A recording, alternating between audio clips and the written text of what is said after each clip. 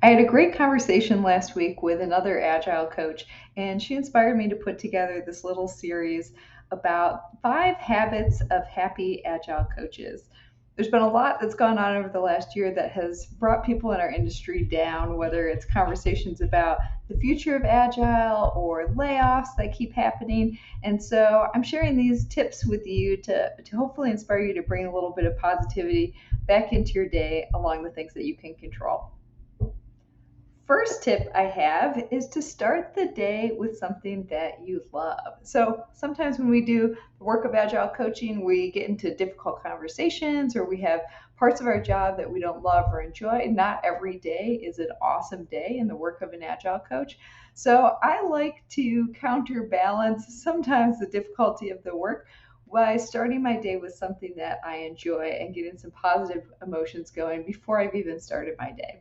So, a habit that I have is after I have some breakfast with my family, I like to take a few minutes to do some meditation, usually out on my porch. And then, if I have time, I try to make some space to do a little bit of a hobby I enjoy. So, I like playing music. I'll grab my flute, which I keep in my office, play a few notes, maybe 10 minutes of a song, and then put things away before I start my day. So, when I begin my day, I've already had a good morning. I've gotten some positive emotions going, and that can help me navigate through some of the more difficult things that might come up during the day. Habit number 2 is to measure your success by your true purpose. Coaching, just like any other kind of work where we're dependent on other people to listen to us and to take our advice in order to see success, where we're not having direct hands on results, requires that we calibrate our own version of success or how we feel like we've done a good job by some different measures than what might be outwardly apparent to others. And so, sometimes I used to feel pretty down if I was looking at, oh, I'm trying to introduce a certain practice to the team or help them to get better at X, Y, or Z. Sometimes I'm effective at doing that, but a lot of that is out of my control. Instead of measuring my success by those external factors, I try to measure it by what I consider my true purpose, which is to help others learn how to embrace change, collaborate with each other better, and find some connection in our workplaces, which often aren't designed for that. So, to help me remind myself about what my true purpose is and where I can gain satisfaction in my day, I keep this little, very tiny, framed quote from Ralph Waldo Emerson, who talks about the definition of success. I'll just read you the last line here, which is to know that one life has breathed easier because you have lived here.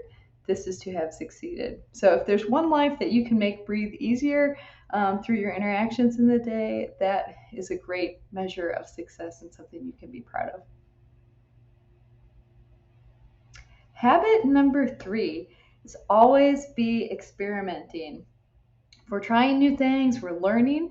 And if we're learning, we're able to deal with new challenges in different range of ways. We also, if we're in an experimenting mindset or a growth mindset, we're releasing ourselves a little bit from the outcomes of what happens. So whatever comes from the work that we're doing, we're learning something from it. We're getting a little bit wiser. Even if we're not having a great time, we're having an adventure and we're learning something from it. So, keeping in the mindset of experimentation, seeing what happens, can keep us moving forward and feeling positive about that action. Habit number 4 is to train your appreciative awareness. So much of what we do as coaches is noticing where people can improve, and we might have a continuous improvement mindset that helps us focus on opportunities where things could be better. We see, if you learn about waste, you see waste everywhere, and so the whole world feels like something that you can improve.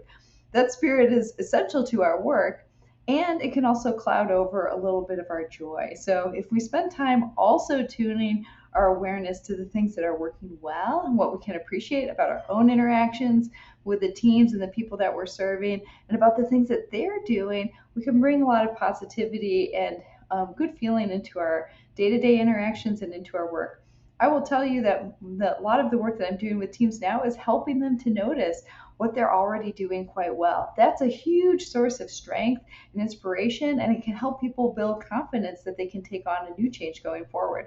So there's plenty of research on this that the strengths-based approach or an appreciative approach is perfectly valid and a very positive way to move towards change.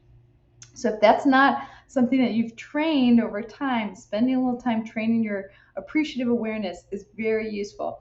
My practice for this is to spend a few minutes in the evening before I go to bed just jotting down some things that I enjoyed about the day. It could be work related, or it could be noticing a little bird on my porch, or going for a walk and having really nice weather. So there's a whole range of things that you can be noticing and appreciating about your day.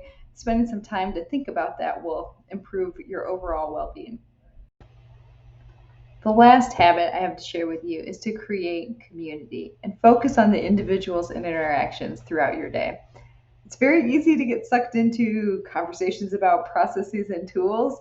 As we know from the Agile Manifesto, we should be prioritizing those individuals and interactions over those process and tool conversations. It's easy to forget, but when we take the time to have coffee with a friend, spend a little time connecting with someone on a personal level, or even just being a listening ear if someone needs to commiserate about something, those are the kinds of interactions that throughout your day can bring a sense of purpose and positivity to your experience in your work. And it can also just help boost your mood. If you're having a bad day, giving a helping hand to someone else or having a friend to call is a wonderful way to insulate yourself from some of the external things that are beyond your control and might be bringing you down from time to time.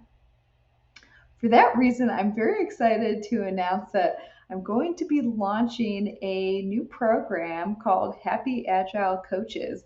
And this is a group for Agile coaches who'd like to work on developing some of these habits for happiness and incorporating them in their day-to-day work. So if that sounds like something that you'd be interested in, please go ahead and send me a message on LinkedIn. We're starting in a couple of months with a beta program, and so I'd love to put your name on a wait list if that's something that intrigues you and have you be part of our group.